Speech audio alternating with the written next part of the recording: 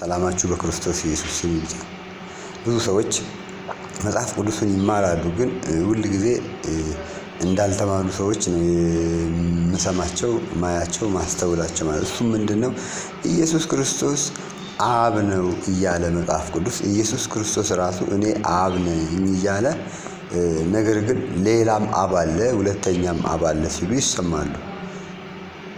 ወደፊት ደግሞ ሌላ ስንተኛ አብ አለ እያሉ ደግሞ እንደሚናገሩ አላውቅም። እኔ ግን አንድ ነገር እጠይቃቸዋለሁ።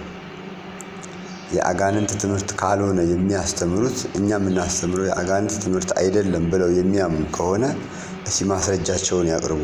ኢየሱስ ክርስቶስ በኢሳይያስ 9:6 ላይ የተጠቀሰው ኢየሱስ ክርስቶስ እሱ አምላክ አይደለም፣ ከሱ ውጭ ሌላ አምላክ የሚል ሰው ካለ ማስረጃውን ያቅርብ። ኢየሱስ ክርስቶስ አባት አይደለም፣ ሌላ አባት አለ። በኢሳይያስ 9:6 ላይ ከተጠቀሰው ውጭ ሌላ አባት አለ። ኢየሱስም አባት ነው፣ ሌላም አባት ያለ የሚል ሰው ካለ ማስረጃውን ያቅርብ። እኔ ግን መጽሐፍ ቅዱስን ማስረጃ በማድረግ አቅርቤያለሁ። እናንተም ኢየሱስ አብ አይደለም ብላችሁ የምትከራከሩ ሰዎች እና ኢሳይያስ 9:6 ላይ የተጠቀሰው ማን ነው? ሌላ ከሱ ውጭ አብ አለ ወይ?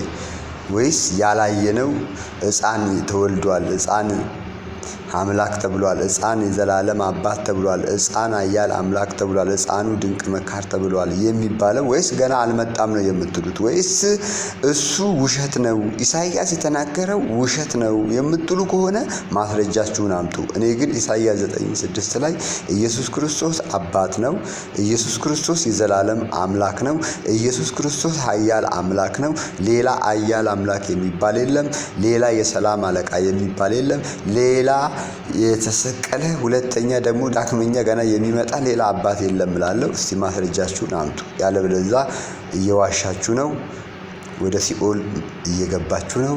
ከሲኦል ለመዳን ከፈለጋችሁ ኢየሱስ ክርስቶስ አባት ነው ብላችሁ ማመን ግድ ነው። ኢየሱስ ክርስቶስ ጌታ ነው ብላችሁ ሌላ ጌታ የለም ብላችሁ ማመን አለባችሁ። ደግሜም እላለሁ ኢየሱስ ክርስቶስ ጌታ እንደሆነ ሰው በልቡ አምኖ በአፉ መስክሯል እኮ ሲል ሮሜ 10:8-10 ሌላ ጌታ እኮ የለም፣ ሌላ ሁለተኛ ጌታ እኮ የለም ማለት ነው።